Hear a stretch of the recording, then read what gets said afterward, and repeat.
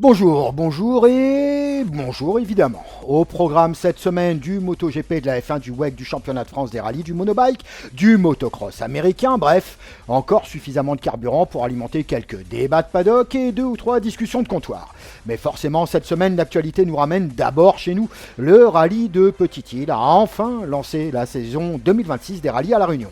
Et autant vous prévenir tout de suite, nous allons parler de chrono, de pilotes, de bagarres, de Porsche, de Citroën, de Volkswagen, mais aussi de sujets un petit peu moins confortables. Parce qu'après Saint-Joseph 2025, ce rallye de Petite-Île 2026 n'était pas seulement une course, c'était un examen. Un examen pour les organisateurs, un examen pour les concurrents, un examen pour les spectateurs, et surtout un examen pour l'avenir même de la discipline sur notre île.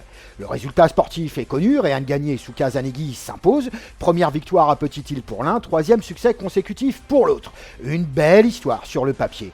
Mais comme toujours dans Motors, nous allons regarder un peu plus loin que la première ligne du classement, parce qu'entre les 72,5 km/h de moyenne du vainqueur à Petite-Île et les 115 km/h de Sébastien Loeb dans les Vosges, le même week-end, il y a plus qu'un écart chronométrique. Il y a un sujet, parce qu'entre une Porsche Cayman GT4 qui ferme le top 10 réunionnais et un hashtag imaginaire Bring Back GT3, il y a également un sujet. Et parce qu'entre ceux qui se disent satisfaits d'un podium devant les micros et ceux qui rêvaient secrètement de gagner avant le départ, souvent les mêmes d'ailleurs, il y a toujours un sujet. Et ça tombe bien, on adore les sujets.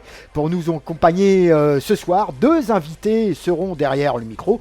D'abord Hugo Chauvineau, engagé sur ce rallye de Petite-Île au volant de sa fidèle Peugeot 206 F 2013, toujours copiloté par son père, une association père-fils qui fonctionne depuis suffisamment longtemps pour savoir exactement quand il faut écouter les notes et quand il vaut mieux éviter les discussions dans le parc d'assistance. Et puis nous accueillerons également Vincent Payette, navigateur de la Peugeot 208 Rallye 4 ex-officiel, qui sera piloté par Gilles Dijoux dès que l'omoplate se sera recalcifié. Cette fois, le baquet de gauche était occupé par un pigiste 5 étoiles, puisque c'est Yann Berard qui tenait le cerceau.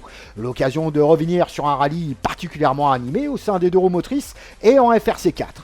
Bref, vous l'avez compris, on va revenir en détail sur ce rallye de Petite-Île 2026, analyser ce que nous avons vu, ce que nous avons compris, ce qui a fonctionné, ce qui doit encore progresser, et ce que cette première manche nous dit réellement sur la saison qui s'ouvre pour le top 10 pour commencer. Alors installez-vous confortablement, attachez les harnais et bienvenue dans Motors épisode 12. Motors, les résultats. Troisième manche du championnat du monde d'endurance, les 24 heures du Mans avaient tout d'un sommet. Après les 6 heures d'Imola remportées par Toyota et les 6 heures de Spa marquées par un retentissant doublé BMW, le paddock du WEC prenait la direction de la Sarthe pour la plus célèbre course de la planète. Plus que jamais, l'endurance moderne ressemble à une étrange contradiction, des courses toujours plus longues mais des écarts toujours plus faibles. À ce rythme-là, il faudra bientôt rebaptiser le championnat sprint longue durée. Le WEC traverse aujourd'hui un véritable âge d'or, jamais autant d'hypercars n'avaient été réunis sur une même grille et jamais autant de constructeurs ne s'étaient affrontés au plus haut niveau de l'endurance. Cadillac, BMW, Toyota, Ferrari, Alpine, Peugeot et j'en oublie, difficile d'imaginer un plateau plus prestigieux. Avant même le départ, Cadillac frappait fort en qualification, mais une sanction des commissaires venait redistribuer les cartes et offrait finalement la pole position à BMW. Derrière, Toyota et Ferrari, pourtant références récentes de la discipline, semblaient légèrement en retrait face à des BMW, Cadillac et Alpine particulièrement affamés. La course allait pourtant démontrer une fois de plus comment la vitesse pure ne fait pas tout. Après seulement une demi-heure, Toyota osait un pari stratégique audacieux. La 7 décalait sa fenêtre d'arrêt pour s'offrir du roulage clean air et construire patiemment sa course. Un choix qui allait s'avérer déterminant au fil des heures. Pendant 24 heures, la Toyota 7 ne commettait absolument aucune erreur. BMW réalisait une prestation tout aussi remarquable, mais au terme du double tour d'horloge, c'est bien la marque japonaise qui retrouvait les sommets. La Toyota 7 s'impose avec seulement 10,9 secondes d'avance sur la BMW 20 après 24 heures de course. La Toyota 8 complète le podium à seulement 9 secondes et demie supplémentaires. 24 heures d'effort pour moins de 20 secondes entre les 3 premiers. Voilà tout le paradoxe du WEC moderne. Cette victoire possède une saveur particulière pour Toyota qui renoue avec le succès au Mans 1463 jours après son dernier triomphe dans la Sarthe. C'était il y a 4 ans. Une récompense construite grâce à une stratégie inspirée, une exécution parfaite et une fiabilité irréprochable sur la voiture 7. Pour Nyck de Vries, c'est également une première victoire dans la plus grande course du monde après un parcours déjà riche en Formula I et en Formule 1. La grande déception du clan français est venue de Cadillac. La voiture de Sébastien Bourdet avait montré un rythme lui permettant de jouer aux avant-postes avant qu'un problème mécanique ne mette fin à ses espoirs. Chez Peugeot, le week-end a malheureusement pris des allures de camouflage militaire. Les 9X8 ont terminé aux 11e et 12e places, suffisamment loin pour passer pratiquement inaperçu. Motors. Dans la catégorie LMP3, la satisfaction réunionnaise est bien réelle. Alors qu'elle menait encore l'épreuve avant une full course yellow à quelques heures de l'arrivée, la voiture 343 d'Inter Europol de compétition, pilotée notamment par Richard de Gerus, a finalement dû se contenter de la deuxième place derrière la voiture sœur 43. Une place de vice-champion qui n'enlève rien à l'exploit. Un Réunionnais sur le podium des 24 heures du Mans reste un événement suffisamment rare pour être souligné en gras en majuscule et probablement au stabilo fluorescent. Au championnat, la victoire permet à la Toyota 7 de prendre les commandes de la série devant la BMW 20. Chez les constructeurs, Toyota s'installe également en tête avec 132 points, BMW suit à 96 unités, tandis que Ferrari conserve la troisième place avec 62 points, malgré un week-end largement en dessous de ses standards. Le championnat reprendra le 12 juillet prochain avec les 6 heures de Sao Paulo au Brésil, 6 heures qui, vu la densité actuelle du plateau, ressemblera de plus en plus à un sprint particulièrement long. Motors. Après le piège monégasque, la Formule 1 retrouvait un terrain beaucoup plus révélateur à Barcelone. Un circuit où les chronos ne mentent pas, où l'aérodynamique est mise à nu et où les stratégies se retrouvent sous la loupe pendant plus de 300 km. Et le week-end a basculé dès les qualifications. Alors que Ferrari semblait enfin disposer d'une voiture capable de jouer les premiers rôles, Charles Leclerc voyait ses ambitions s'évaporer dans le bac à gravier. Auteur d'un excellent début de séance, le monégasque partait à la faute en Q3 et terminait sa qualification dans les barrières. Une erreur qu'il condamnait à s'élancer seulement depuis la 10e place et surtout à abandonner toute perspective de se battre pour la pole ou la victoire.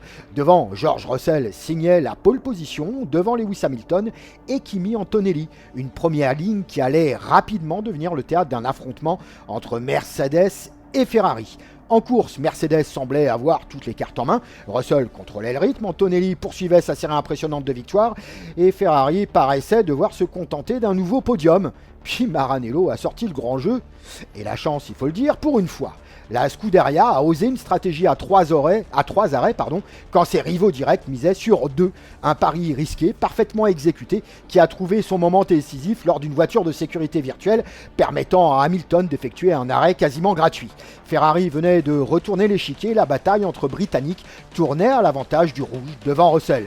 Coup de marteau supplémentaire aux dépens de Russell, son jeune et glorieux et coéquipier Antonelli le déposait littéralement au 61e tour pour prendre la P2. Néanmoins, un tour et demi plus loin, alors que les écarts étaient déjà conséquents, le jeune Antonelli était contraint à l'abandon dans le tour 62 pour la plus grande joie de son coéquipier et Poleman. La direction de course déployait alors une nouvelle VSC et que Leclerc était confronté à des soucis hydrauliques dans ce même tour avec des problèmes de direction assistée provoquant de fait son abandon. Le green était déployé à un tour et demi de l'arrivée et aucun changement n'était réglé dans le 66e et dernier tour. Lewis Hamilton s'est alors offert à Barcelone ce que Maranello attendait depuis le début de leur collaboration, une victoire le dimanche.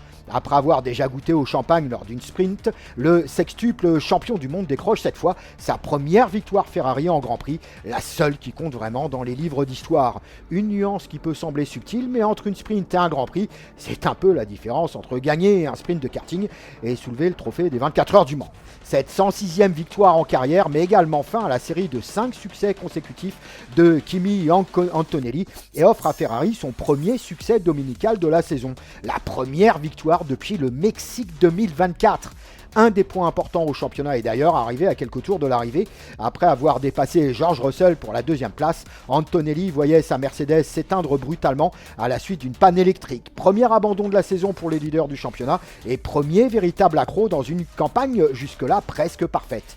Derrière Hamilton, Russell sauve une deuxième place importante autant qu'inespérée, tandis que Lando Norris complète un podium 100% britannique. Une première depuis 1968. Pour Norris, qui complète ce podium, la surprise est quand même de taille. En ce qui concerne Ferrari, la journée restera contrastée. Alors qu'Hamilton triomphait, Leclerc abandonnait finalement en course à cause d'un problème hydraulique affectant notamment l'ADA, je vous l'ai dit, et le freinage. Un week-end qui avait commencé dans le gravier et qui s'est terminé prématurément dans le garage pour le numéro 16.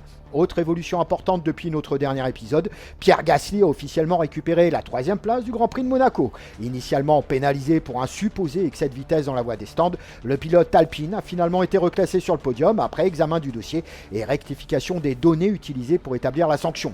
Une décision qui offre à Alpine un podium supplémentaire et quelques points précieux dans la hiérarchie du championnat. En ce qui concerne le championnat top 5 à l'issue de Barcelone, Kimi Antonelli reste en tête avec 156 points, devant Lewis Hamilton 115, George Russell 106 points. Suivent Lando Norris et Oscar Piastri, les 2 pilotes de chez McLaren. Depuis le début de saison, nous poursuivons un indicateur particulièrement révélateur, le nombre de tours passés en tête de course, car le championnat raconte une histoire, mais les tours menés en racontent parfois une autre. Malgré son abandon espagnol, Antonelli reste le pilote qui a le plus souvent imposé son rythme au Grand Prix depuis Melbourne. Russell continue d'alimenter son compteur grâce à ses nombreuses pole positions et ses relais en tête. Quant à Hamilton, sa victoire catalane lui permet de réaliser une remontée spectaculaire dans cette hiérarchie. Après 7 manches, l'ordre est particulièrement révélateur. Kimi Antonelli a passé 242 tours en tête, soit 65,4% du temps. George Russell, 57 tours en tête pour 15,4%. Lewis Hamilton, l'opportuniste en chef, 4 tours en tête pour donc seulement 1,1% des tours menés en tête et pourtant une P2 au championnat. Les 7 premiers Grands Prix ont totalisé 370 tours menés.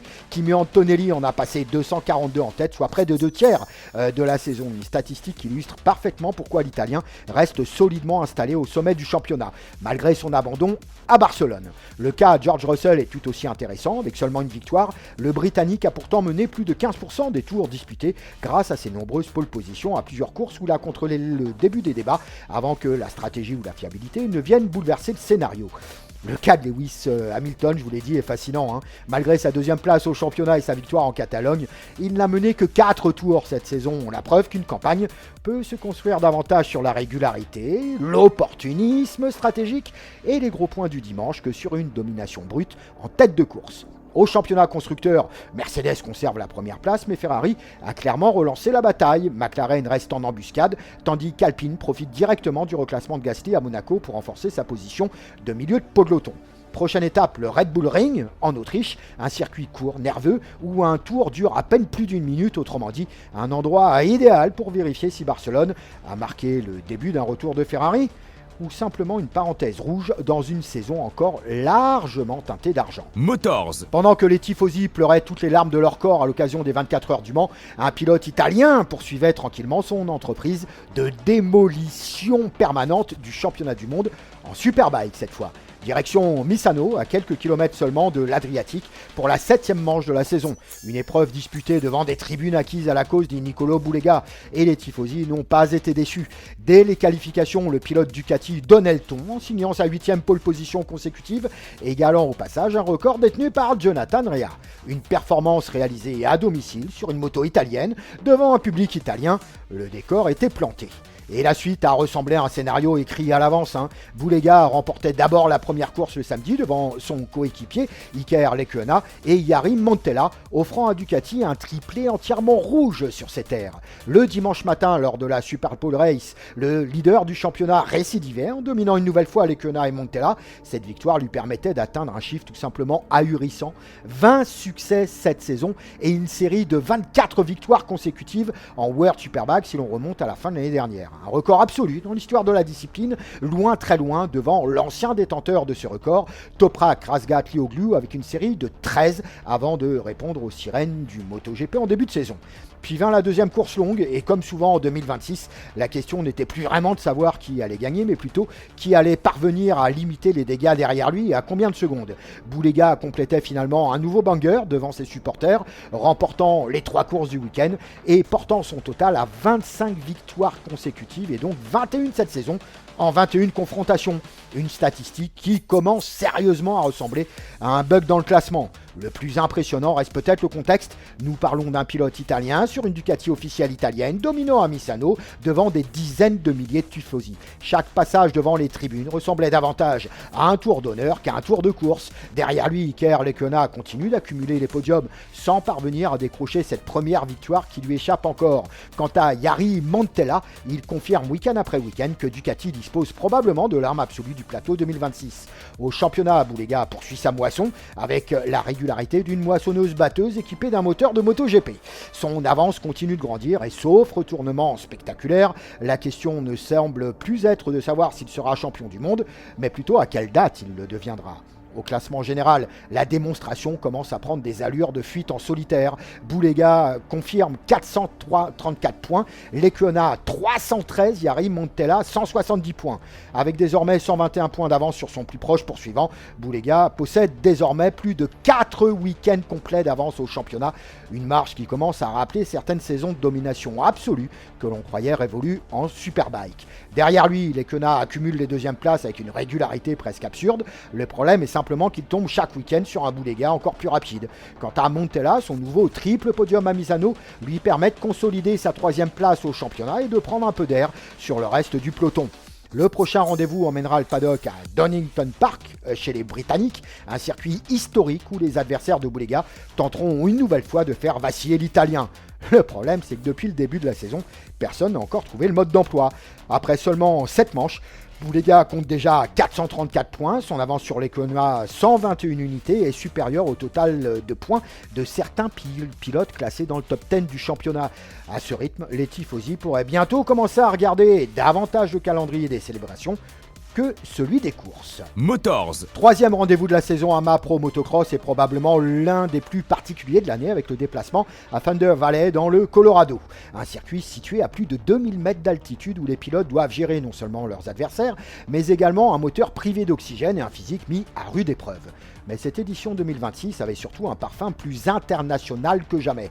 Profitant d'un week-end de pause dans le calendrier MXGP, Lucas et Sacha Konen ont traversé l'Atlantique pour se mesurer à ce qui se fait de mieux outre-Atlantique, et disons-le clairement, sur la planète Dirt. Une démarche loin d'être anodine. Malgré la mondialisation du motocross, l'AMA Pro Motocross reste la des références absolues pour beaucoup de pilotes européens. Jorge Prado avait d'ailleurs quitté le MXGP pour tenter l'aventure américaine il y a maintenant 2 saisons.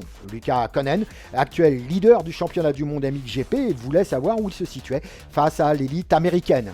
La réponse ?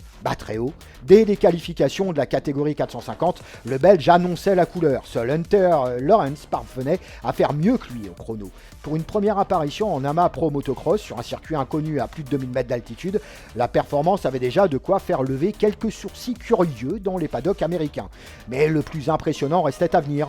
Dans la première manche, Lucas Konen s'invitait immédiatement dans la lutte pour la victoire face à Jake Lawrence. Après plusieurs rebondissements et une série de pénalités infligées à certains pilotes pour avoir coupé le tracé, le pilote KTM héritait de la 2e place derrière l'Australien. Dans la seconde manche, le scénario se répétait et était cette fois bien plus limpide. Jake Lawrence réalisait le holeshot tandis que Konen remontait rapidement jusqu'à la 2e position avant de s'installer solidement dans les échappements de la Honda officielle. Personne n'était capable de suivre le rythme du duo. Au final, Lawrence s'impose une nouvelle fois, mais Lucas Konen termine encore 2e, une démonstration qui confirme ce que le paddock MXGP observe depuis plusieurs mois. Le Belge n'est plus seulement un espoir, mais déjà une référence mondiale. Et le plus frustrant pour ses adversaires américains est peut-être de savoir qu'il retourne dès cette semaine en Europe pour défendre son leadership en MXGP. Face à l'invité belge, Jake Lawrence a répondu comme le ferait un champion, de holeshot, de victoire, de manche et un succès sans discussion au général. Le pilote Honda décroche son 2e succès consécutif de la saison et sa 26e victoire en seulement 30 départs dans la catégorie Rennes. Plus impressionnant encore, il reste invaincu à Thunder Valley où il signe une 4e victoire consécutive. C'est une véritable prise de pouvoir. Au-delà du succès du week-end, Lawrence récupère également la plaque rouge de leader du championnat. À Thunder Valley, 4,5, Jet Lawrence s'impose donc avec un 1. Lucas Conen 2-2. Hunter Lawrence, le frère aîné, 4-4. Garrett Marchbanks 3-6. Et Jorge Prado, l'Européen espagnol, au terme d'un 7-5. Le Français Dylan Ferrandis termine 9e du général au guidon de sa Ducati. Au championnat, après 3 manches, Jet Lawrence cumule 138 points, 8 de plus que son frère aîné Hunter Lawrence. 3e place pour Hayden Digan, 106 points. 4e, RG Hampshire avec 94 points. 5e place au général pour Dylan Ferrandis sur Ducati avec un total de 86 points. Et puisqu'un Conen ne suffisait visiblement pas, son frère Sacha a décidé lui aussi de laisser sa carte de visite aux Américains. Leader actuel du championnat MX2, le pilote KTM réalisait même le 2e temps des qualifications pour ses débuts américains. La première manche s'avérait plus compliquée avec une 14e place seulement. Mais dans la seconde, le Belge montrait pourquoi il domine actuellement le mondial MX2. All shot, leadership, victoire. En résumé, une course light to flag. Personne ne reverra sa KTM jusqu'au drapeau à damier. Malgré son résultat de première manche, cette démonstration lui permet d'accrocher une remarquable 4e place au général. Pour la 3e course consécutive, la catégorie 250 a offert un scénario complètement imprévisible. Cette fois, c'est Joe Shimoda, le japonais, qui tire les marrons du feu sans remporter la moindre manche. Le japonais signe un solide 3-2 qui lui offre la victoire générale devant Levi Ketchen et Nick Romano. Une régularité qui a souvent plus de valeur qu'un coup d'éclat isolé dans une catégorie où chaque manche ressemble davantage à une loterie de luxe. Le classement Thunder Valley en 2,5, Joe Shimoda avec un 3-2 devant Levi Ketchen 1-8 et Nick Romano avec un 4-5. Au championnat, après 3 manches, Sam Maker est à égalité de points avec Levi Ketchen, 117 points chacun. Joe Shimoda est donc 3e, seulement 6 points derrière. Julien Baumer sur KTM est 7 points plus loin. Et Nick Romano sur Kawasaki est à 96 points. Le championnat nous offre désormais une égalité parfaite entre Amaker et Kitchen au sommet du classement. Pendant que les Américains se préparent à High Point Raceway en Pennsylvanie le week-end prochain, les frères Conan repartent avec un message limpide. Les leaders des championnats MXGP et MX2 sont capables de débarquer sur un autre continent, sur des circuits inconnus, face aux meilleurs spécialistes américains et de jouer immédiatement les premiers rôles. Une conclusion qui devrait alimenter quelques débats de part et d'autre de l'Atlantique. Motors. 4e rendez-vous de la saison monobike ce dimanche sur le circuit de la Jamaïque. Une réunion qui marquait déjà le cap de la mi-saison et qui a surtout confirmé une tendance observée depuis le kick-off. Les favoris commencent à prendre leurs aises dans les courses au titre. La catégorie Maxi Scoot a offert l'un des principaux rebondissements du week-end. Christopher Sesbar semblait pourtant avoir toutes les cartes en main après avoir dominé les essais, mais une contre-performance dès la première course, conclue sans le moindre point, a lourdement pesé dans le bilan du jour. Il remportait toutefois la 2e manche. Kylian Dijoux n'en demandait pas tant. Grâce à une remarquable régularité avec un score de 2-1-2, il s'adjuge le meeting et réalise probablement l'une des meilleures opérations comptables de ce début de saison. Parfois, gagner consiste simplement à être là quand les autres se compliquent la vie. En scooter, Lailan Randrianome a confirmé son excellent niveau de forme. 2 victoires de manche et une 2e place aux essais lui permettent de repartir avec la victoire du meeting après une journée maîtrisée de bout en bout. Plusieurs pilotes n'ont laissé absolument aucune place au suspense. En Open, Thomas Rivière signe le score parfait. Même scénario en S3 pour Ilan Choua, intouchable tout au long de la journée. En 25 pré-GP, Warren Rivière réalise lui aussi un sans faute. Et en pré-GP, Matteo Lambert repart avec la copie parfaite. Autant dire que les chronométreurs ont pu économiser leur correcteur.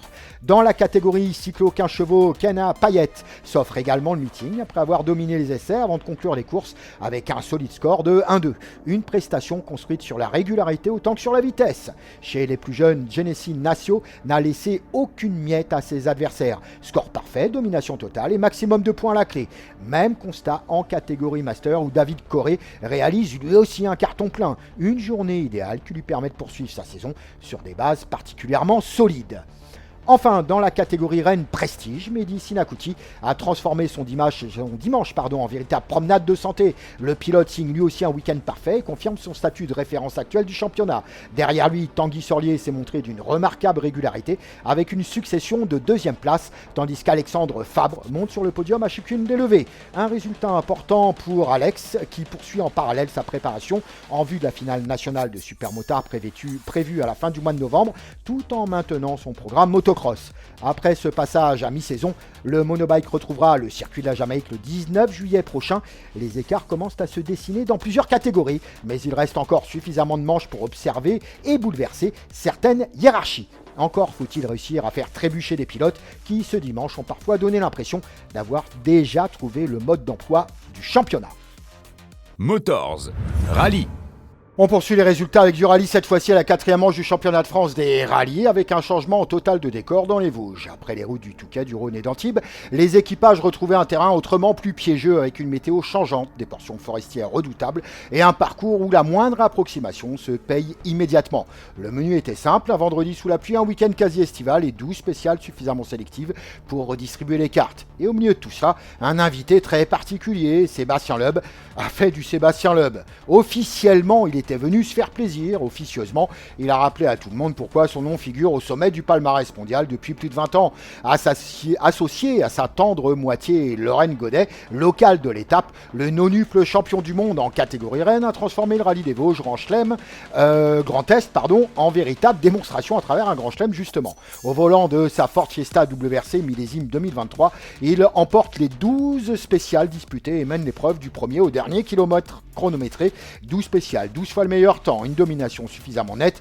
pour rappeler que même lorsqu'il apparaît ponctuellement dans le championnat pour se faire plaisir, Loeb évolue encore dans une catégorie à part, le WRC en l'occurrence. Mais comme l'Alsacien était engagé hors championnat, la véritable bataille concernait les hommes en lice pour le titre national.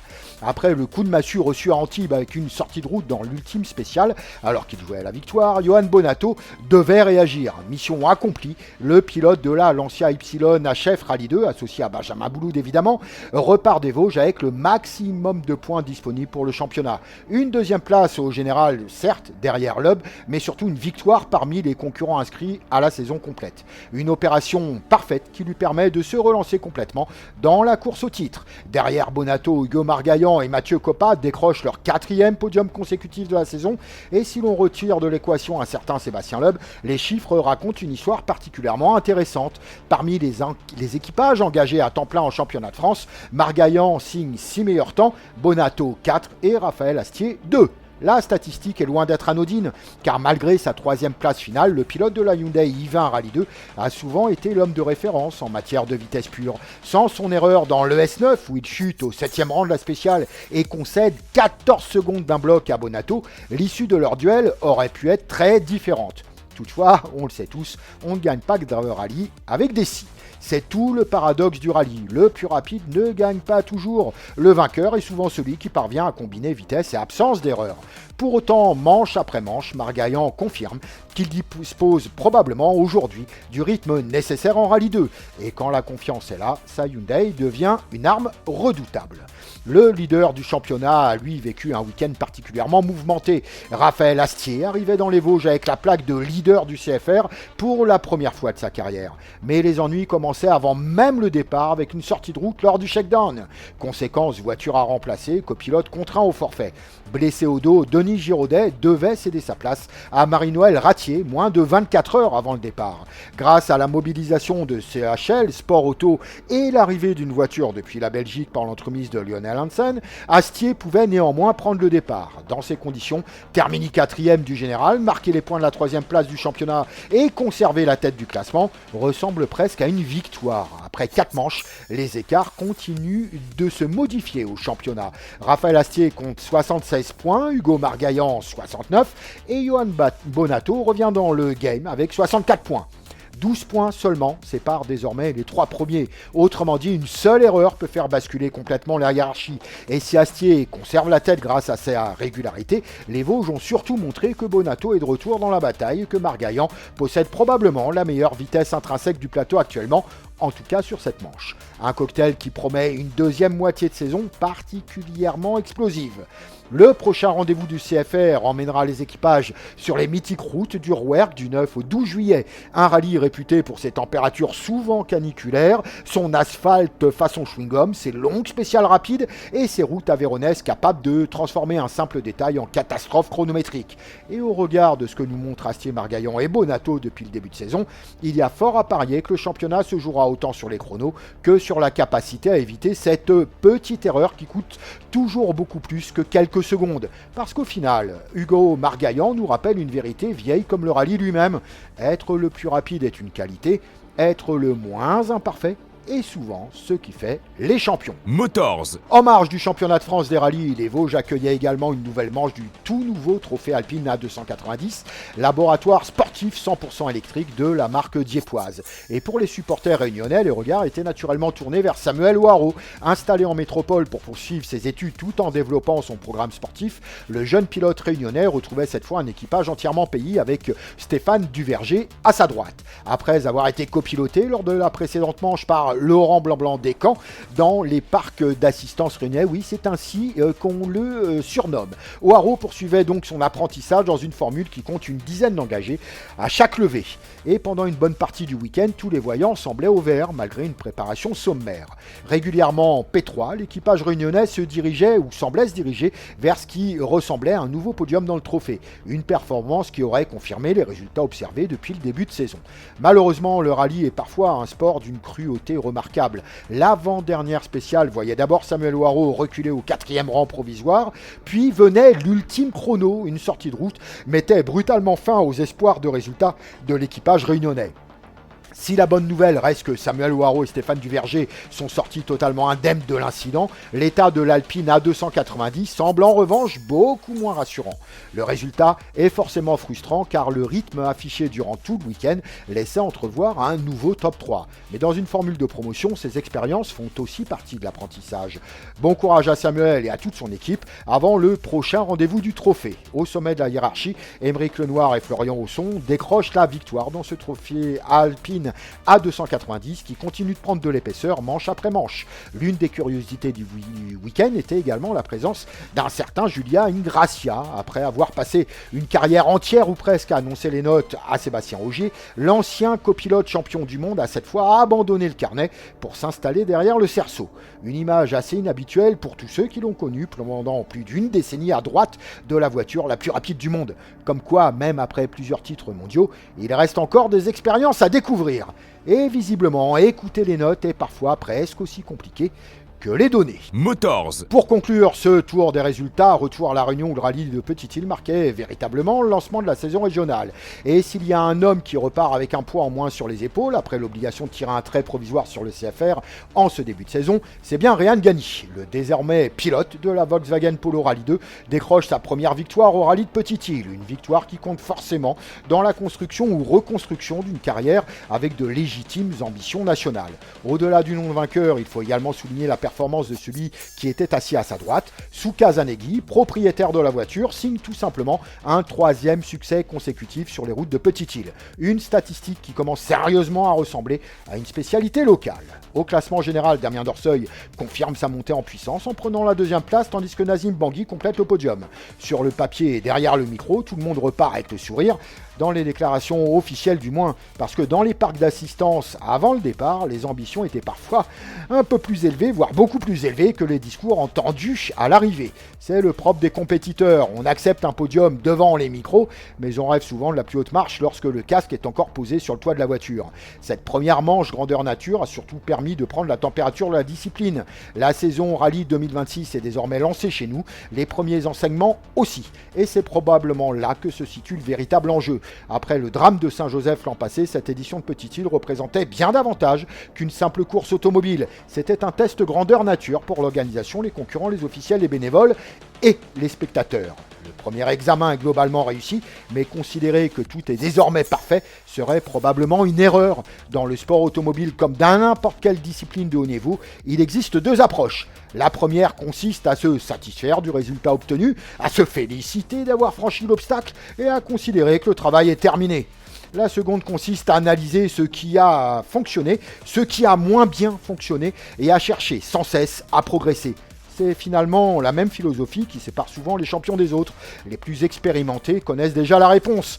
Dans la suite de cette édition de Motors, nous reviendrons beaucoup plus en détail sur ce rallye de Petite-Île 2026. Parce qu'au-delà des chronos, des podiums et des trophées, plusieurs enseignements importants se cachent déjà derrière ce premier rendez-vous de la saison réunionnaise. Motors, l'interview. Allez, on reçoit cette semaine Hugo Chauvineau, toujours navigué par Richard, son papa. Désormais, Hugo est seul pilote au volant de la 206. Rallye de Petite-Île qui est conclu par un véritable banger. 11 temps scratch sur 11 possibles pour l'équipage de la petite 206 engagée dans la classe 13 du groupe F2000. Il n'était que 6 au départ et donc loin des standards habituels de la série. Hugo Chauvineau est de retour derrière le micro de Motors. Effectivement, salut Vincent.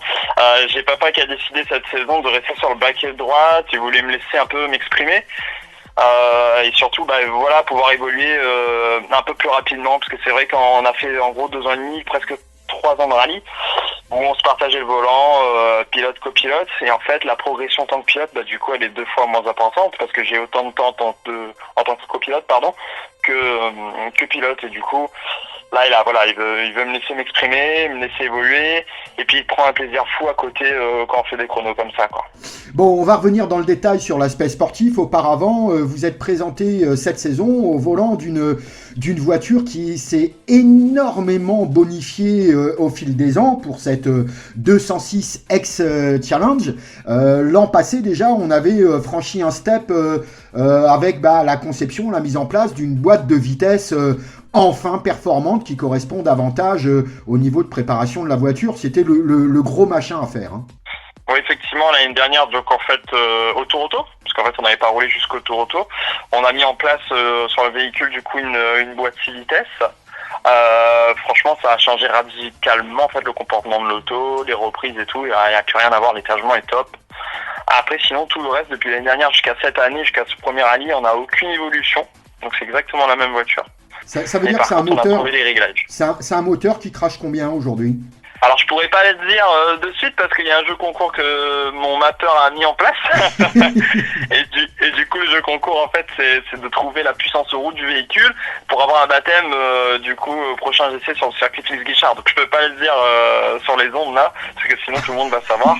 Honnêtement, tout ce que je peux vous dire c'est que c'est beaucoup moins que ce que pas mal de gens peuvent penser pour une Super 700 par exemple. Ils pensent à une Super 700. Je peux juste dire qu'on n'est pas du tout sur les chiffres d'une Super 700. Il n'y a pas 250 bourrins, on va réduire. Allez, on va mettre en place une fourchette. On est entre 150 et 250. Ça te va, ça, comme fourchette ? Ah, mais c'est une grosse fourchette. Je peux même la réduire pour certains. On est entre 150 et on va dire 150 et 210 chevaux. J'ai réduit pas mal. Oui, voilà. Tu réduis énormément. Là, on est loin, effectivement, des Super 700. On en reparlera par ailleurs. Un mot en ce qui concerne les contraintes amenées par ce niveau de préparation et notamment cette boîte, au niveau des prises de notes et de tes points de repère, je suppose que ça a énormément été modifié également depuis 1 an et demi. Alors écoute Vincent, nous c'est vrai qu'on a des notes je pense qui sont un petit peu particulières par rapport à ce qui se fait maintenant, en tout cas sur le plateau. Il y a pas mal de personnes qui parlent en angle de virage, même la plupart maintenant ils sont en angle. Nous on a une notation qui est complètement différente, c'est en vitesse de passage. Donc alors la première année c'était très troublant parce que c'est vrai que il faut ressentir la vitesse et c'est pas simple, on s'en rend pas compte, mais en fait au début on ressent pas forcément la vitesse quand on n'est pas habitué, et aujourd'hui je ressens la vitesse 30, 40, 50, 60, 110, 120, 150, 160, enfin bref à monter. Et en fait un virage, nous on n'est pas en angle parce que en gros c'est vrai que pour papa et tout, et comme moi j'ai été formé pour papa, il peut avoir un virage avec le même angle, mais selon la dégradation de la route, les conditions et tout, en fait on passe pas à la même vitesse. Alors qu'un virage, si on met une vitesse, qu'il soit un angle de 90 ou autre, la vitesse c'est la vitesse réelle de passage, mais sauf qu'il faut avoir une bonne approche, un bon feeling en fait pour pouvoir mettre ça. Et nous on travaille en vitesse, et du coup ça n'a rien changé parce que les vitesses, même avec l'ancienne config ou la nouvelle config, une vitesse max d'un passage de virage, ça restera toujours cette vitesse-là, quoi. Sachant que pour les auditeurs qui connaissent pas bien la compétition, évidemment, on regarde pas le compteur. Le compteur, d'ailleurs, je sais même pas s'il est actif sur la vôtre, mais c'est vraiment, comme tu le dis, du feeling. C'est une appréhension complètement différente. Vous êtes vraiment sur du ressenti là. Ouais, c'est uniquement du ressenti. Et en fait, aujourd'hui, ce qui est génial, c'est qu'en fait, je suis calqué sur le ressenti de papa depuis cette expérience, enfin toutes ces années que lui il a roulé. Et du coup, honnêtement, aujourd'hui, papa, il est capable de prendre une spéciale sans que je la voie, mais réellement, sans que je la voie, il me prend les notes. Et je peux rouler direct dedans. mais vraiment très très rapidement. On n'a qu'à voir la première spéciale de ce rallye-là. C'est mon meilleur chrono, Manapani 1, c'est le meilleur chrono sur tous les Manapani. Python à bloc de nuit, je crois que j'ai une différence de 3 secondes entre le jour et la nuit. C'est vraiment très minime, en fait, c'est même dérisoire, 3 secondes de nuit. Et en fait, à chaque fois, presque mes premiers passages sont pratiquement aussi rapides que mes deuxièmes passages, parce qu'on est déjà un petit peu à bloc de ce qu'on peut faire, même si je ne connais pas la spéciale. Python à bloc, je l'ai jamais faite, par exemple, pour donner une idée. Dans ce sens-là, et bien en fait, on est déjà au summum, quoi. En fait, c'est vraiment un feeling, et quand on l'a, c'est génial, quoi. Papa l'avait déjà fait il y a de cela fort longtemps à travers les différents challenges qu'il disputait. C'est une configuration qu'on connaît, en tout cas pour les plus anciens, mais j'ai bien compris le message pour le Tour Auto concernant les vidéos de reco, j'en passe, c'est des meilleurs. On en reparlera par la suite. Tu parles de vitesse, justement. Alors, en F2013, le Manapani 1 dont tu parles, il est bouclé, ça paraît étonnant, à 62,2 km/h de moyenne. Et l'ensemble du rallye, pour ce qui concerne ta catégorie F2013, dont vous êtes leader en signant tous les temps scratch, vous bouclez le rallye à 65,7 km/h. Ça paraît pas énorme, Ouais, effectivement. C'est vrai que ça paraît pas énorme. C'est pas un rallye très rapide. On l'a connu plus rapide. Après, c'est spécial de la Réunion. En règle générale, ils sont assez sinueux. Je sais qu'on a des spéciales où on peut avoir des vitesses moyennes de 80 à peu près, 78, ouais, 80. Même 80. Enfin, on monte pour le Tour Auto. La moyenne 2025 était à 93 km/h de moyenne pour le vainqueur Réan Gani. Dans votre catégorie, je le disais, vous n'étiez que 6 au départ, 4 à l'arrivée, bon, avec des écarts énormes, évidemment. Vous êtes bas, on va le dire, sans décrédibiliser les performances des autres pilotes. Vous êtes vraiment baladés, parlons clairement. Par contre, ce qui a attiré notre regard, c'est la baston dans le groupe FRC4. Dans lequel tu es opposé notamment au Rallye 4, donc au 208 et au Clio. T'as même été leader de cette catégorie ES2 et ES5 et 6, ce qui est énorme face à des 208 nouvelles générations. Et tu signes 2 temps scratch de cette catégorie. C'est une sacrée perf, parce qu'en face, il y avait du monde. Yann Berard, qui est un client, tu le connais bien. Ouais. Olivier O'Haraud, qui jouait à domicile également. C'est quand même solide dans la catégorie. Oui, écoute, je te remercie, c'est flatteur. Effectivement, c'est assez solide. C'est ce que pas mal de personnes, en tout cas, ont remonté et nous ont fait part. Après, honnêtement, c'est vrai que le F2013, là, sur ce rallye-là, j'étais pas focus sur cette catégorie-là. Je visais vraiment le FRC4, en fait, du coup, le groupe. Il y a eu une belle bagarre avec Yann et Vincent, du coup, mais après, c'est un équipage extrêmement rapide. C'est vraiment des top pilotes et top copilotes avec une top voiture. Donc je savais que ça allait être assez compliqué, on n'a pas le même matériel et eux ils sont excellents, donc le temps qu'ils prennent bien en main l'auto et ça allait monter. Au final au départ la deuxième étape, on était je crois 1 seconde 7 ou 2 secondes devant Yann, il nous a remonté au fur et à mesure. Et puis il y avait pas mal de cotes, et puis c'était... là le turbo il permet de respirer plus clairement. On a vu un autre du F2013, c'était comment s'appelle-t-il j'y pensais à l'instant, copilote de Vincent Seri. Il nous manque un peu sur les spéciales avec sa jolie bestiole. Olivier Babas. Exact. Ouais. Effectivement, c'était notre concurrent direct, c'était clairement notre concurrent direct, en tout cas avant jusqu'à l'année 2024 où il a fait quelques piges aussi. 2025 il n'était pas du tout présent. C'est là qu'on a vu l'évolution de l'auto. Moi j'attendais de le voir avec impatience pour pouvoir se jauger avec lui. Mais je pense que quand il va revenir, ça va être une bagarre assez sympa. Après, moi, je lui ai dit, c'est pour ça que je me permets de te le dire, je lui ai dit que je vais pas le laisser chômer. Il faudra pas qu'il se repose, il faudra qu'il sorte des bouchées doubles. Bon, en tout cas, un bilan globalement positif pour vous. Je le disais, banger, carton plein dans la série 11 temps scratch sur 11 possibles. Leader de catégorie RC4 à plusieurs reprises, notamment au terme de la première étape. Ça laisse augurer de bonnes choses parce qu'effectivement, il y a l'aspect sportif qui est important, mais du fait d'un championnat qui va se réduire à sa plus simple expression cette année, il s'agissait avant tout de préparer le Tour Auto finalement pour ce rallye de Petite-Île. Ouais, ça nous a permis en tout cas de bien préparer le Tour Auto, de voir ce qui n'allait pas, il n'y avait pas grand chose. On était sur une bonne lancée, une bonne dynamique, la voiture est bien.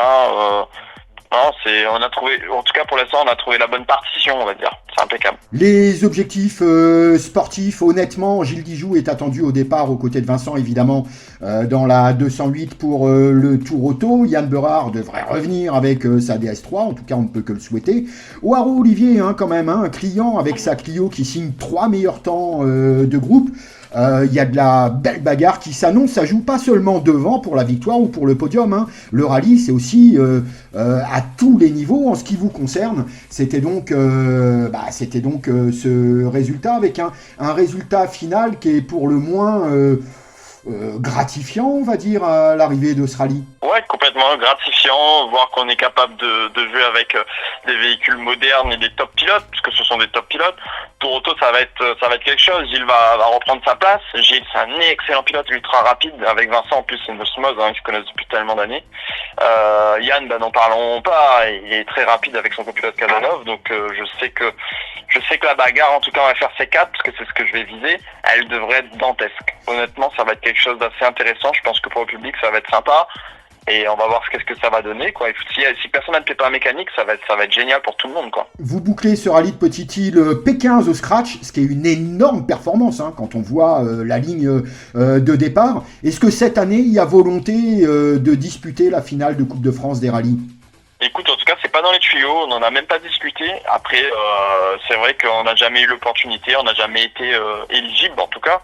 Peut-être que ça sera le cas cette année, et si c'est le cas, on va essayer de trouver les partenaires pour peut-être nous donner un petit coup de main, essayer de essayer de représenter notre team, notre équipe, la Réunion en général là-bas, si on peut le faire, carrément. Vous n'avez jamais roulé en dehors de la Réunion, ni toi ni Richard, me semble-t-il d'ailleurs.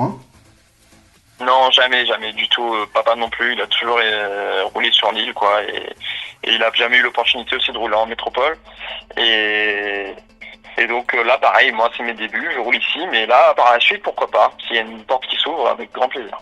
L'avenir, en ce qui vous concerne, on va bientôt finir, mais l'avenir, en ce qui vous concerne, c'est quoi ? Tu le vois comment ? C'est quoi les objectifs ? L'étape d'après, c'est au minimum Rallye 4, en ce qui vous concerne. Pour information, au niveau du classement fédéral, en vue de la Coupe de France, vous êtes actuellement 6e au classement, à égalité avec Johnny Picard, donc potentiellement éligible.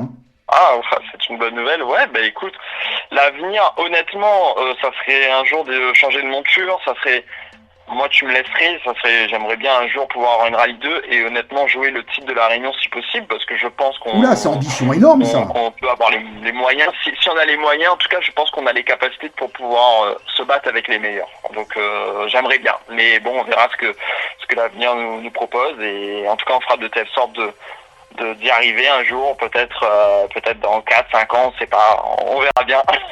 En tout cas, ça me fait super plaisir d'entendre ce genre de discours, parce que d'habitude, on reste, ouais, non, je veux franchir la ligne d'arrivée, ouais, on verra. En tout cas, l'ambition, la tienne est totalement légitime. N'importe quel pilote de rallye amateur a pour objectif final de rouler en Rallye 2 et de jouer le titre ultime. Et écoute, je te remercie de le préciser. Je te disais que tu étais P6 à la coupe, c'était avant intégration des résultats de ce rallye. Ça devrait remonter un chouïa. Donc, de toute façon, éligible. Écoute, c'est génial. En tout cas, merci pour cette petite conversation, ce débriefing. C'était intéressant et ça fait plaisir d'en parler, quoi. Motors is back. Rallye de Petite-Île 2026, on y va, des chiffres et beaucoup de questions. Bien évidemment, le résultat brut constitue le fait marquant de cette entame de saison. Rehan Ghani et Souka Zanegui remportent le Rallye de Petite-Île 2026. Première victoire à Petite-Île pour le pilote, troisième succès consécutif sur cette épreuve pour son navigateur et propriétaire de la Volkswagen Polo Rallye 2. Mais derrière ce résultat, se cache une réalité beaucoup plus intéressante, car parfois les chiffres racontent une histoire bien différente de celle du classement brut. Rehan Ghani s'impose s'impose à la moyenne générale de 72,5 km/h. Pris isolément, le chiffre ne dit pas grand-chose au commun des mortels, mais comparons. Le même week-end, Sébastien Loeb remportait le rallye des Vosges Grand Est à 115 km/h de moyenne. Johan Bonato, meilleur représentant en rallye 2 du championnat de France, terminait à 112,5 km/h, soit 40 km/h de moyenne plus vite, c'est énorme. Et le constat devient encore plus frappant lorsque on observe les spéciales une à une. La plus rapide du rallye de Petite-Île est le S11, remporté par Gagny à 88,1 km/h de moyenne.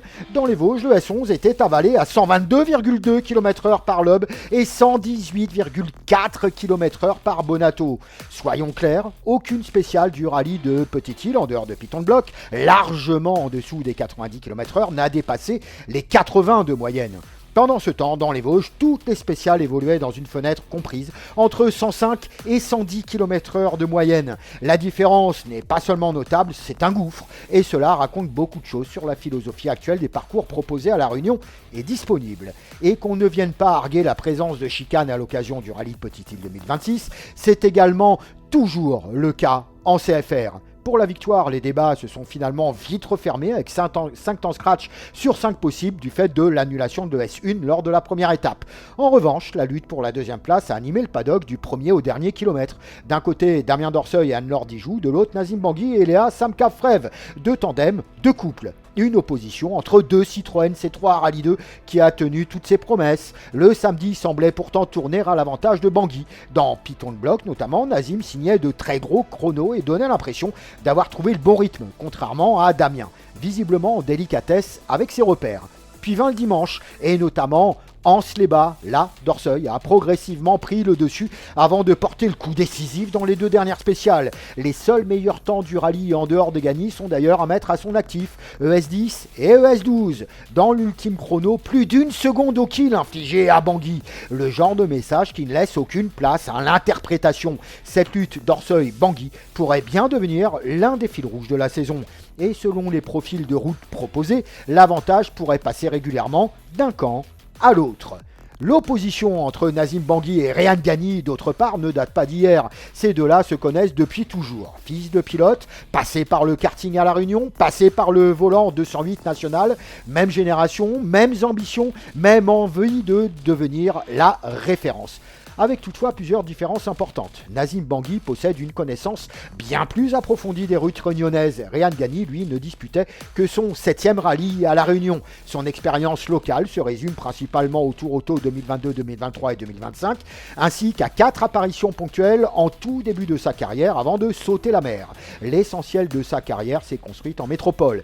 Et surtout, il découvrait totalement le rallye de Petite-Île, ainsi que la majorité des spéciales au programme. Cette victoire n'est donc pas celle d'un pilote ayant grandi sportivement sur ses routes. C'est celle d'un pilote capable de lire rapidement un terrain inconnu et d'imposer immédiatement son rythme. Un détail qui rend sa performance encore plus impressionnante, bien qu'il ne s'agisse pas de détails, vous l'aurez toutes et tous compris, il s'agit de méthode de travail. A contrario, il possède une expérience des Rallye 2 bien plus importante que Nazim. En fait, Rehan, jusqu'au début de cette année, était pilote total, professionnel même en rallye, contrairement à Nazim, qui continue son activité professionnelle d'infirmier. Le rallye de Petite-Île était le 25e rallye dans la catégorie pour le fils de Sabir, et il aura déroulé nombre de kilomètres d'essai auparavant, et notamment une fois avec l'Apollo Rallye 2, lors d'une séance de test de pneumatiques en complément de sa connaissance de la Citroën C3, de la Ford Fiesta et de la Hyundai i20 en début de saison 2026. Autre clin d'œil du destin, Léa Samkafrev, copilote historique de Nazim Bangui et future épouse du pilote, était également la navigatrice de Rehan Gagny lors du Tour Auto 2025, emporté par ce dernier. Impossible également de ne pas évoquer Damien Dorseuil par ailleurs. Le pilote revient tout juste du rallye d'Antibes. Bien sûr, les vitesses moyennes n'ont rien à voir. Bien sûr, les profils de route sont radicalement différents. Mais accumuler des kilomètres au volant d'une rallye 2 ne constitue jamais un handicap. Bien au contraire, le résultat est d'ailleurs visible. Dorseuil est apparu particulièrement affûté tout au long du week-end et semble avoir franchi un cap supplémentaire dans sa compréhension de la Citroën. La lutte pour la 4e place mérite elle aussi son chapitre. D'un côté, Thierry Laolong et Balbolia, champions en titre au volant d'une Volkswagen Polo Rallye 2. De l'autre, Stéphane Samkafrev et Laurent Robert dans une Ford Fiesta Rallye 2 d'une génération nettement plus ancienne. Autrement dit, une MILF face à une Cougar. Et pendant une bonne partie du rallye, la Cougar a sérieusement mordu. Stéphane Samkafrev s'est arraché, parfois un peu trop. Il reconnaîtra à lui-même avoir dépassé les limites, notamment dans Hermitage. Mais il faut lui reconnaître un mérite. Il a réveillé Thierry Laolong. Car jusqu'à ce moment-là, le Chinois semblait davantage préoccupé par la préservation de sa voiture que par la chasse au chrono. À La Réunion, on appelle cela « veiller la coque ». Puis SCF lui a subtilisé la 4e place. Et soudainement, le champion s'est souvenu qu'il était champion. La réaction fut immédiate. Le combat enfin lancé, à armes pourtant inégales. Le constat reste néanmoins sévère. Au bout de seulement 77 km chronométrés, ces deux équipages terminent à plus de 30 secondes du podium et à plus d'1 minute du vainqueur. Plus loin, la bataille de C3 entre Jonathan Loeb, Joël Boyer et Sébastien Lafutteur a également offert son lot de suspense. Pour l'Op, cette Citroën C3 Rallye 2 reste encore une découverte. Il faut rappeler que ce rallye de Petite-Île ne constituait que son 3e départ en Rallye 2 après la Ronde de l'Est et Saint-Joseph en 2021. Pourtant, il finit par s'imposer dans cette confrontation. Boyer, quant à lui, paie cher, très cher, sa grosse chaleur dans Manapani 2, où il concède d'un seul coup une quinzaine de secondes aux Salasiens, en passant très proche de l'erreur définitive. L'Affûteur, lui, reste dans le match jusqu'à l'ultime spéciale, avant une crevaison dans le S12. Résultat, victoire de l'Up pour seulement 5,8 secondes. On se croirait revenu en volant 208 régionales quand ces deux-là se tiraient déjà la bourre. 8e place pour Olivier Barder et Bruno Vavelin, et finalement, peu importe le classement, parce que Barder continue de piloter comme Barder, toujours agressif, toujours généreux, toujours capable de sortir un chrono improbable lorsque personne ne l'attend plus. Le champion 2024 reste une menace ponctuelle sur certaines spéciales grâce à un fighting spirit toujours intact. 9e place pour Manick Souharo, toujours fidèle à sa Subaru Impreza N12, toujours fidèle à une voiture qui refuse obstinément de prendre sa retraite. La nouveauté se trouve à droite avec l'arrivée de Fabrice Naigon, ancien copilote d'Olivier Barder, une nouvelle association qui pourrait réserver quelques surprises cette saison. Et puis il y a ce dossier, un des plus fascinants du week-end du fait de son invisibilité.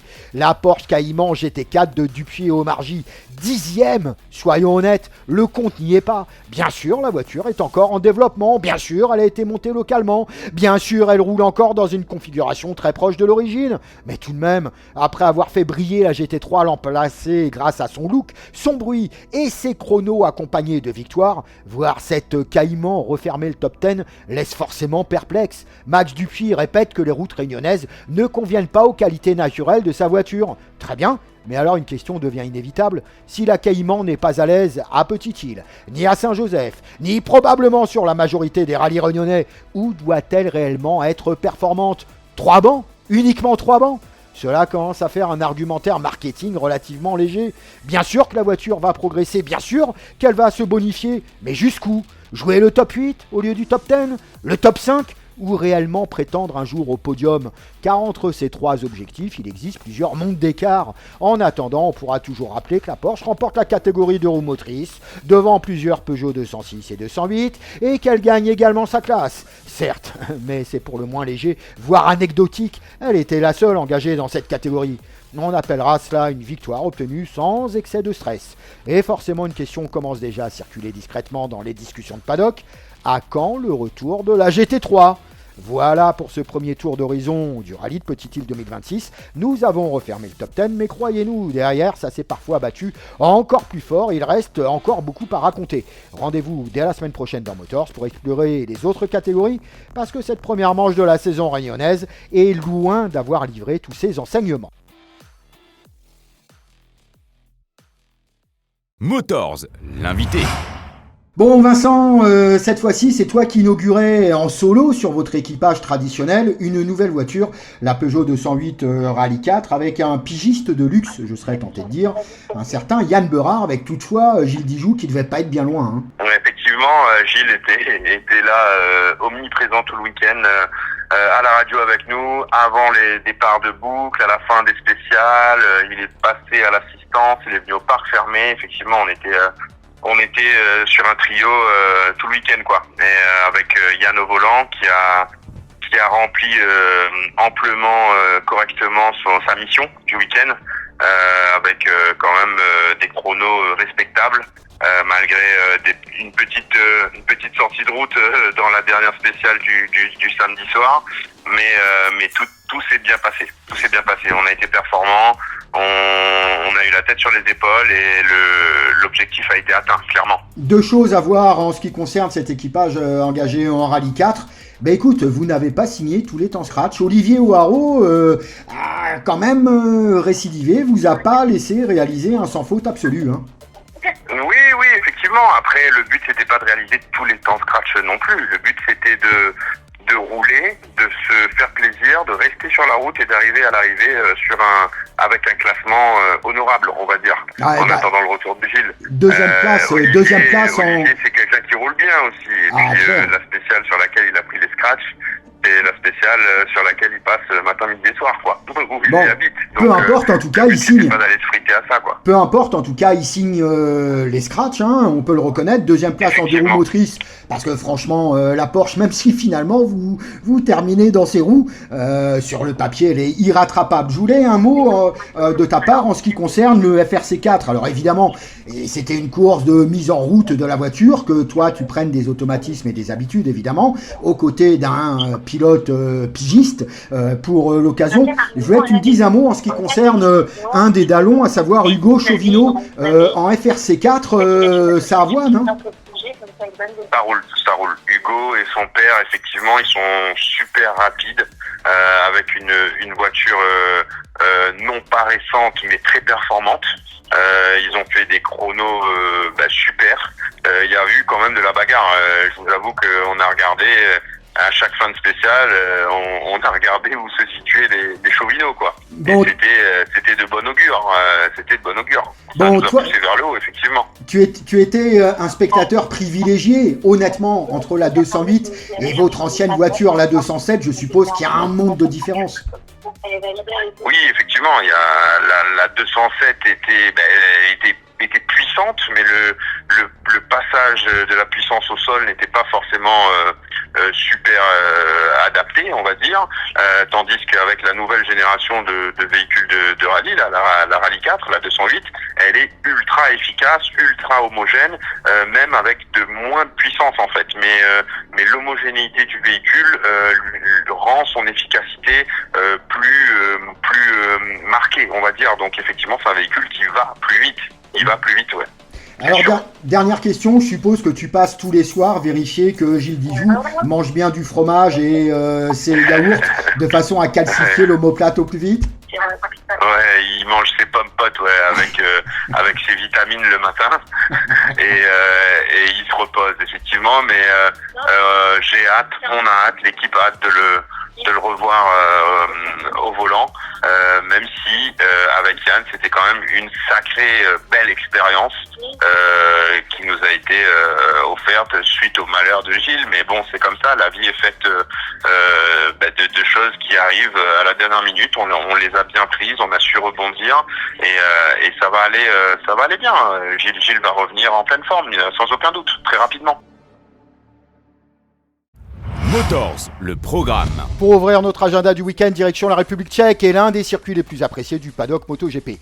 2 semaines après le Grand Prix de Hongrie, remporté par Marc Marquez, la catégorie Rennes pose ses valises à Brno, à moins de 200 km au sud-est de Prague pour la 10e manche de la saison. Un rendez-vous qui a retrouvé sa place au calendrier l'an passé, après 5 saisons d'absence. Et contrairement à 2025, où équipe et pilote découvraient pratiquement un circuit remis au goût du jour, tout le monde arrive cette fois avec une année complète de données, de réglages et de références. Autrement dit, plus d'excuses. Brno fait partie de ces circuits qui sentent encore le MotoGP à l'ancienne. Le tracé permanent de l'Autodromo a ouvert ses portes en 1987, mais l'histoire de la moto dans la région remonte aux années 60. Plus de 50 Grands Prix ont déjà été disputés dans cette région de Moravie, devenue l'un des sanctuaires du sport moto européen. Long de 5,4 km, le circuit propose un cocktail particulièrement apprécié des pilotes, de grandes courbes rapides, des changements d'altitude permanents, une succession de virages qui récompense davantage le pilotage pur que la puissance brute. Avec seulement un peu plus de 600 mètres de ligne droite, les moteurs ne feront pas la différence à eux seuls. Ici, il faut tourner et bien tourné.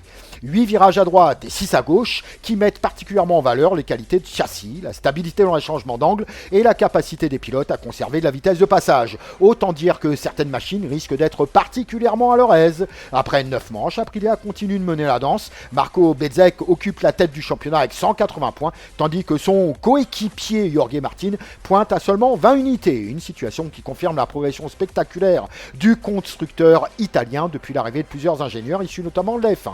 Depuis Buriram, Aprilia est devenue la référence technique du plateau. Mais attention du paddock se portera peut-être davantage sur un autre homme, le retour de Marc Marquez. Motors. Après leur escapade américaine particulièrement remarquée à Thunder Valley, les frères Conan remettent cette semaine le cap sur leur terrain de jeu habituel. Direction l'Italie pour la 9e épreuve du championnat du monde MXGP du côté de Montevarchi, au cœur de la Toscane, à une trentaine de kilomètres au sud-est de Florence. Une piste que les pilotes connaissent bien et qui arrive à un moment charnière de la saison, car après leur démonstration de polyvalence aux États-Unis, les deux leaders belges reviennent en Europe avec un capital confiance qui n'était déjà pas franchement faible. Si certains avaient encore besoin d'une confirmation de son statut, Thunder Valley a probablement levé les derniers doutes. Débarquer aux États-Unis, découvrir un circuit inconnu à plus de 2000 mètres d'altitude et terminer deuxième, derrière Jake Lawrence, dès sa première apparition en AMA Pro Motocross, n'est pas exactement le genre de performance que réalise un pilote en manque de confiance. Lucas Conen revient donc en MXGP avec le plein d'énergie et surtout une position de force au championnat. Une marge confortable mais loin d'être définitive, car derrière lui se trouve tout de même un quintuple champion du monde nommé Erlings et le champion du monde en titre, Romain Fèvre. Autrement dit, deux pilotes qui n'ont absolument pas l'intention de regarder Lucas s'envoler sans réagir. La question du week-end sera donc simple. Le détour américain aura-t-il donné un supplément d'élan aux jeunes Belges ou aura-t-il offert à ses rivaux une occasion de réduire légèrement l'écart ? La situation est un peu différente dans la catégorie MX2. Sacha Conan reste solidement installé sur la plaque rouge et l'écart avec son poursuivant est plus ténu. Et surtout, un élément mérite d'être surveillé. Depuis le précédent passage de la série en Italie, Simon Langenfelder traverse une période particulièrement compliquée. Le champion du monde en titre multiplie les week-ends en demi-teinte et semble incapable de retrouver la régularité qui avait fait sa force ces dernières saisons. Le principal danger pourrait finalement venir d'ailleurs, car pendant que l'Allemand peine à retrouver son niveau habituel, Guilhem Fares continue discrètement mais sûrement de grappiller des points à chaque meeting. Le pilote espagnol est désormais à seulement 3 unités de Langenfelder et semble actuellement le plus régulier des poursuivants de Sacha Conen. Montevarchi est typiquement le genre de circuit où les championnats peuvent basculer. Terrain technique, relief marqué, chaleur souvent importante à cette période de l'année et sol capable d'évoluer fortement au fil du week-end. Bref, un endroit où les écarts peuvent rapidement se creuser. Et lorsqu'on arrive avec deux leaders belges qui viennent de traverser l'Atlantique pour rappeler aux Américains que le MXGP se porte très bien, la curiosité est forcément grande, comme toujours en MXGP. Une chose est certaine, les deux frères débarquent en Toscane avec le sourire, et quand les Conan arrivent détendus sur une grille de départ, les adversaires ont généralement de bonnes raisons de s'inquiéter. Motors. Pendant que le MXGP fera étape en Toscane, les pilotes américains poursuivront leur été avec la 4e manche de la AMA Pro Motocross du côté de High Point Raceway en Pennsylvanie. Un rendez-vous historique du championnat américain qui présente un profil bien particulier. Située à environ 1200 mètres d'altitude, la piste de High Point est réputée pour son relief naturel, ses longues montées et surtout sa terre particulièrement exigeante. Lorsqu'il pleut, elle se transforme en véritable piège de colle géante capable d'engloutir les motos et souvent les pilotes. Lorsqu'il fait sec, elle reste lourde, physique et terriblement sélective. Bref, un terrain où les erreurs se paient comptant. La principale information du week-end concerne malheureusement un absent de marque qui n'est toujours pas là. Le vainqueur du Supercross de Paris l'an dernier, Malcolm Predator Stewart, poursuit sa convalescence après sa lourde blessure survenue dès la 2e manche du championnat lors du kick-off de la saison. Malgré plusieurs examens médicaux encourageants, les médecins n'ont toujours pas donné le feu vert pour un retour à la compétition. Pour les fans de Stewart, il faudra donc encore patienter quelques semaines avant de revoir l'un des pilotes les plus spectaculaires du paddock. Devant, un homme semble avoir retrouvé sa position, je dirais naturelle, grâce à son week-end parfait à Thunder Valley. Jake Lawrence a récupéré la plaque rouge de leader du championnat et le timing est loin d'être anodin car High Point fait partie de ses terrains de chasse favoris. L'Australien s'y est déjà imposé à 3 reprises et semble particulièrement à l'aise sur ce type de circuit technique où la précision et la fluidité priment souvent sur l'agressivité pure. Avec désormais 8 points d'avance au championnat, il arrive en Pennsylvanie dans la peau du favori logique, mais la principale menace pourrait bien venir de son propre garage. Hunter Lawrence a encore montré à Thunder Valley savait qu'il possédait la vitesse pour se battre devant. Jusqu'à présent, il a souvent dû se contenter du rôle de grand frère solide et régulier, mais à un moment ou à un autre, l'Australien voudra probablement écrire sa propre histoire. Et quoi de mieux que de battre son cadet directement à la régulière pour le faire? La rivalité reste parfaitement saine évidemment, mais lorsque deux frères se disputent un championnat professionnel, il existe toujours une petite voix intérieure qui rappelle qu'à la maison aussi on aime gagner. Et puis Hunter Lorenz s'appelle bien Hunter. Pourquoi pas? Autre homme à surveiller, Aidan Digan. Le rookie Yamaha est passé au travers de ce rendez-vous dans le Colorado, je vous l'accorde, notamment après plusieurs erreurs qui lui ont coûté de gros points. Mais il reste probablement l'un des rares pilotes capables d'aller chercher Jack Lawrence sur la vitesse pure et l'engagement sans limite. Son retard au championnat lui impose désormais de réagir rapidement, et les pilotes les plus dangereux sont souvent ceux qui n'ont déjà plus grand-chose à perdre. Si la catégorie 4,5 possède un favori assez clair, la situation est radicalement différente en 250 et c'est précisément ce qui la rend passionnante. Après 3 manches, personne n'a véritablement réussi à prendre le contrôle du championnat. Seth Hammaker et Levi Ketchen arrivent à High Point à égalité parfaite avec 117 points chacun. Derrière eux, Joe Shimoda n'est qu'à 6 longueurs. Autrement dit, 3 pilotes tiennent actuellement dans un mouchoir de poche. Et derrière ce trio, Julien Baumer, Nick Romano et plusieurs autres restent parfaitement capables de venir jouer les troubles faits à chaque manche. Chaque week-end apporte son lot de rebondissements. Chaque manche semble redistribuer les cartes et personne ne paraît en mesure d'enchaîner suffisamment longtemps pour imposer sa loi. Pour les spectateurs, c'est un régal. Pour les directeurs d'équipe, probablement beaucoup moins. Comme toujours en AMA Pro Motocross, 2 courses au programme de chaque manche. Motors. Pour terminer notre tour d'horizon du week-end, direction de discipline qui continue de diviser les passionnés. Pour certains, la Formula I représente l'avenir de la monoplace. Pour d'autres, elle reste un concept qu'ils regardent avec autant d'enthousiasme qu'une mise à jour Windows un dimanche soir. Mais pendant que le débat continue, les constructeurs investissent, le public chinois répond présent et le championnat poursuit sa croissance. Et ce week-end, la série 100% électrique pose ses valises sur l'île de Hainan.